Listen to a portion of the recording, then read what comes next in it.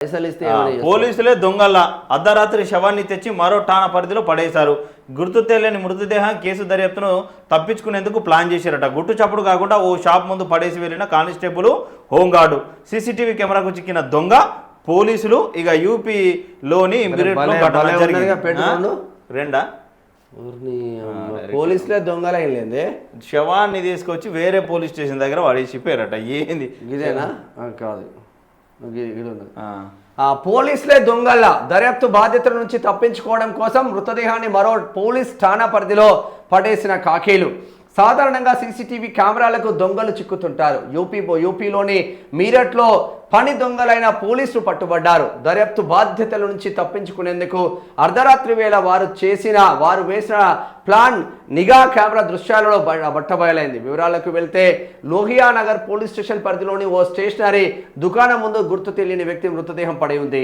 ఆ శుక్రవారం ఉదయం మృతదేహాన్ని చూసిన షాపు యజమాని సమీపంలోని సీసీటీవీ ఫుటేజ్ని పరిశీలించడంతో అసలు విషయం బయటపడింది. ఆ శవాన్ని తెచ్చి అక్కడ పడేసింది పోలీసులేనని తేలింది. ఆ పోలీసులు ఎవరా అని ఆరా తీయగా వారిది లోహియా నగర్ స్టేషన్ కాదని ఎల్ బ్లాక్ అవుట్ పోస్ట్ ఠాణాకు చెందిన కానిస్టేబుల్ హోంగార్డ్గా గుర్తించారు. గురువారం అర్ధరాత్రి దాటాక వారిద్దరు బైక్ మీద వచ్చి ఆ దుకాణం ముందు ఆగడం, వారి వెనుక ఓ ఆటో రావడం, వారి సమక్షంలోనే ఆటోలోని ఇద్దరు వ్యక్తులు మృతదేహాన్ని దింపి షాపు ముందు పెట్టి వెళ్లిపోయిన దృశ్యాలు రికార్డ్ అయ్యాయి. వాస్తవానికి ఎల్ బ్లాక్ ఠాణా పోలీసులు తమ స్టేషన్ పరిధిలో ఆ మృతదేహాన్ని గుర్తించారు. మృతుడు ఎవరో కనుక్కోవాలి, ఎలా చనిపోయాడో దర్యాప్తు చేయాలి. శవ జాగారం తప్పదు. ఈ తతంగమంతా ఎందుకు వచ్చిన తలనొప్పి అని మృతదేహాన్ని మరో ఠాణా పరిధిలోకి వచ్చే ప్రాంతంలో పడేసి చేతులు దులిపేసుకుందామని భావించారు. కానీ సీసీటీవీ కెమెరాతో కథ అడ్డం తిరిగింది.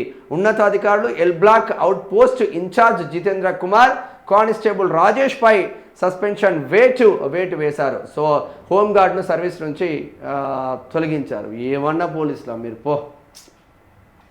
అసలు మీ పోలీసు బుద్ధికి సెల్యూట్ చేయాలి.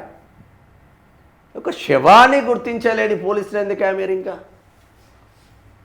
ఒక ఠాణా పరిధిలో మా ఠాణా పరిధిలోకి వస్తే అదంతా తతంగా మాకెందుకు తలనొప్పి అని చెప్పేసి తప్పించుకోవడానికి అర్ధరాత్రి పూట వేరే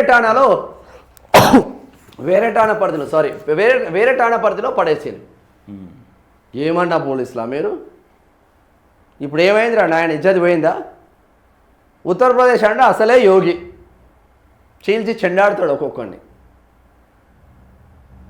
సస్పెండ్ అయినా సర్వీస్ నుంచే రిమూవ్ చేసి పడేసిండు హోంగార్డ్ని. కానిస్టేబుల్ని సస్పెండ్ చేసి మంచి పని చేసారు. వీళ్ళకి ఆర్డర్ ఇచ్చినోడు ఎవడు? ఎస్ఐ ఉంటాడు.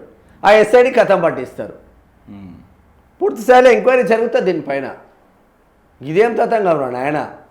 పోలీసులు అంటే సెల్యూట్ చేయాలి ప్రజలు. మళ్ళా కానీ ఇప్పుడున్న పోలీసులు తెలంగాణ రాష్ట్రం కావచ్చు, ఏ రాష్ట్రం కావచ్చు, సామాన్యులకు ఒరిగింది ఏం లేదు. పోలీస్ స్టేషన్కి పోతే సామాన్యులకు న్యాయమే జరగట్లేదు పోలీస్ స్టేషన్లల్లా. మళ్ళీ ఇప్పుడిప్పుడే యూపీ రూపురేఖలు మారుతున్నాయి చాలా. మరి ఏంది ఇది?